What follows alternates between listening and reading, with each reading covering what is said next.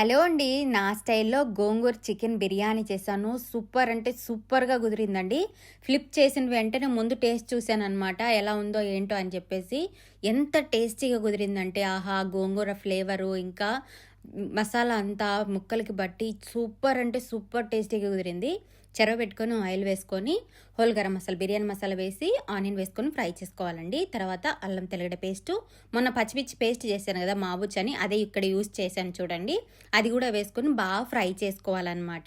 తర్వాత ఉప్పు వేసుకొని టమాటాలు వేసుకోవాలి. టమాటాలు నేను కొద్దిగా ఎక్స్ట్రా వేసాను. ఎందుకో రీజన్ తర్వాత చెప్తాను. ఇక్కడ చూడండి కొత్తిమీర, పుదీనా, కరివేపాకు ఇది కూడా వేసుకొని బాగా ఫ్రై చేసుకొని చికెన్ వేసుకోవాలన్నమాట. చికెన్ కూడా వేసుకొని బాగా ఫ్రై చేసుకొని ఇందులో మనము బిర్యానీ మసాలా, గరం మసాలా, ఇంకా వచ్చేసి కారపొడి, పసుపు.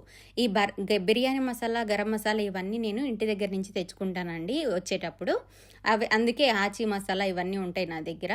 తర్వాత అయితే లాస్ట్‌లో గోంగూర కట్ చేసేసాను. ఒక కట్టేసాను. ఇక్కడ గోంగూర జిగురు ఉండదు, అంత పులుపు ఉండదండి. ఇక్కడ నేల వల్ల అలా ఉంటదేమో, ఇసుక కదా ఇక్కడ. అసలు జిగురు ఉండదు, పులుపు చాలా తక్కువ ఉంటదనమాట. అందుకే నేను టమాటాలు ఎక్స్ట్రా ఏసాను. ఇలా బాగా ఫ్రై అయ్యి గ్రేవీ అయిన తర్వాత లాస్ట్‌లో రైస్ ఏసాననమాట. రైస్ వేసిన తర్వాత నేను అంతా కలబెట్టాను అనమాట.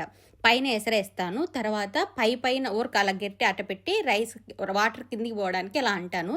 ఇలా చేయడం వల్ల ముక్కలు రైస్ కిందే ఉండి మనకు చాలా జ్యూసీగా మసాలా అంతా పట్టి చాలా బాగుంటాయండి. పీసెస్ అనేటివి చప్పగా ఉండవు అనమాట. మసాలా పడుతుంది, ఇంకా జ్యూసీగా ఉంటుంది అనమాట. చికెన్ పీసెస్ కానీ మటన్ కానీ ఏదైనా కూడా ఇలా చేసుకోండి. లాస్ట్లో కొత్తిమీర, నెయ్యి వేసుకొని దమ్లో పెట్టేయాలి. అంతే అండి, సూపర్ టేస్టీగా ఉండే గోంగూర చికెన్ బిర్యానీ రెడీ అయిపోతుంది. Thank you.